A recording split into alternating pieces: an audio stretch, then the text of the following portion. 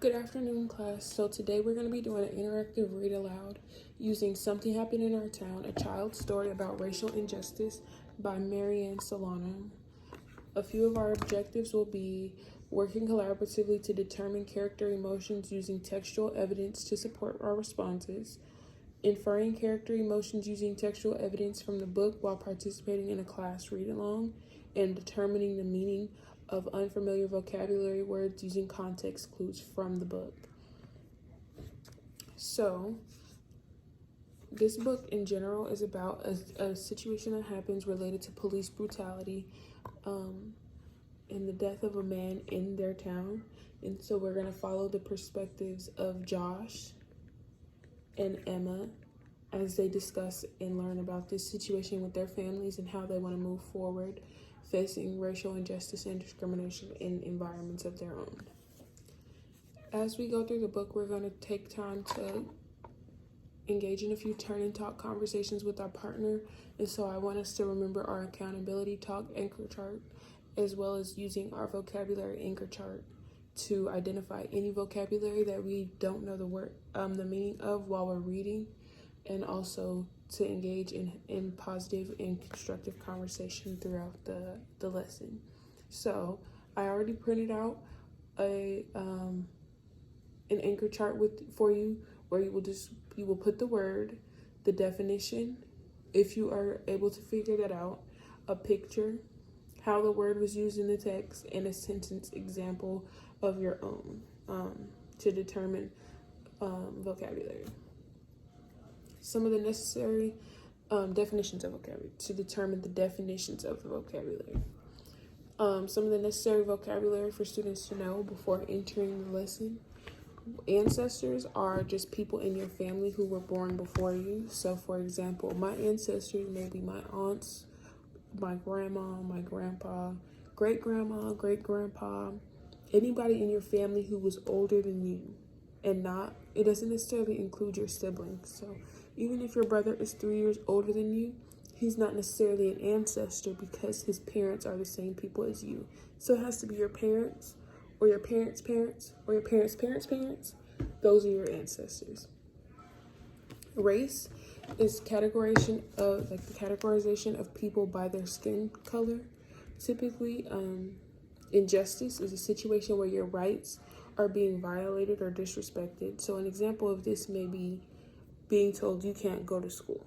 That is a direct violation of your rights as a U.S. citizen. A stereotype is an overgeneralized idea of a group of people. So, for example, an example stereotype that a lot of kids may face is that girls don't play sports, girls play dolls, and boys play sports. Or all girls like pink and all boys like blue. Those are two common stereotypes with boys and girls, and then there's other stereotypes associated with different races. So as we start the book, I want you to focus on your feelings and emotions as they relate to the experiences that the characters are experiencing, the things going on in their town. I want you to think about how they may be feeling, how that might make you feel, if you've ever experienced or seen anything similar, and all of that. And also write down any vocabulary that you don't recognize from the book. Any words that you don't recognize or don't know the meaning of, I want you to write that on your anchor chart, and you're going to discuss that later with your partners. Okay, so before we get started with reading the book or our partner pair share talks, we're going to talk about our call to attention. So when I say, "Are you ready?" I want you to say, "Aye, aye, Captain." And if I don't hear you or everybody's not focused, I'm gonna say, "I can't hear you," and your response will be, "Aye, aye, Captain." And after that, I need everybody focused and back with their attention towards the front, and we're gonna continue reading.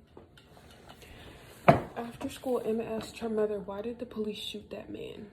"It was a mistake," she said her mother. I feel sad for the man and his family." "Yes, police thought he had a gun," said her father. "It was a mistake," said her sister Liz. "The cops shot him because he was black." Emma was confused. "He is brown, not black," she said. Some black people have dark brown skin and some have light brown skin," Emma's father explained. "Black usually means African American. Most of their ancestors were brought here from Africa as slaves."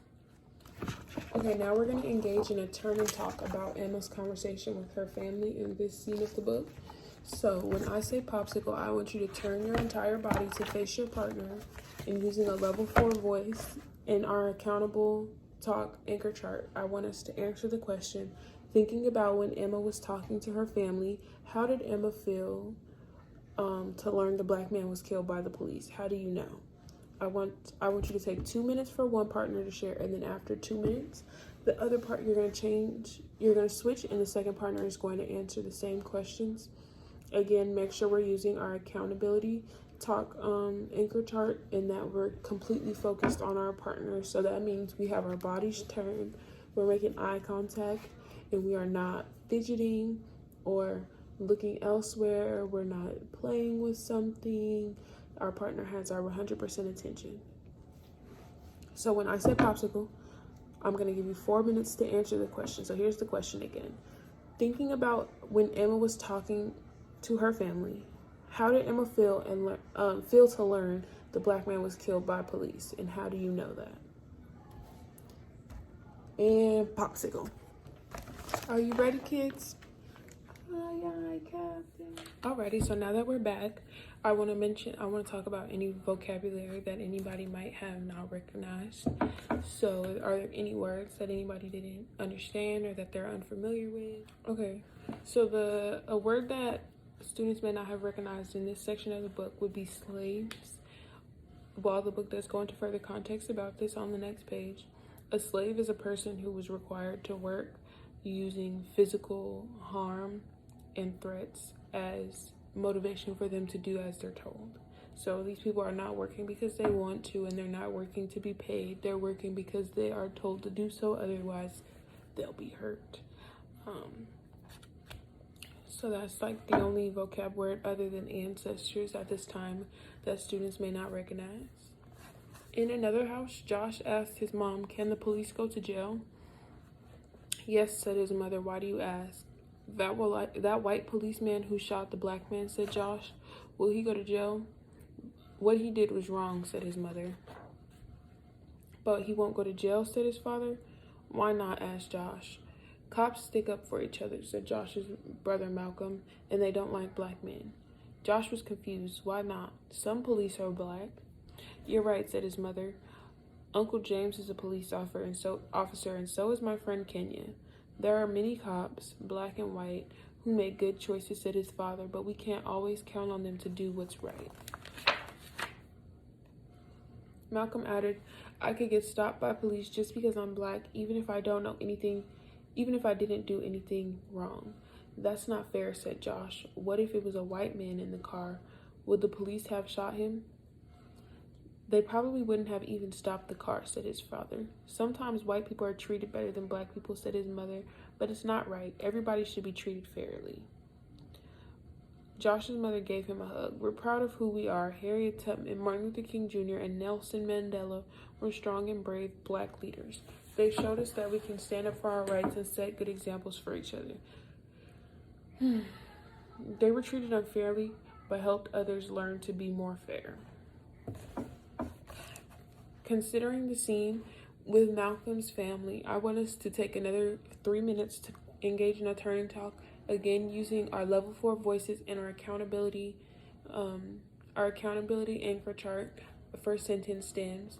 I want you to answer the question, why might it be confusing for Josh to hear all police stick up for each other? Consider the feelings that he's expressing in the conversation with his family and why.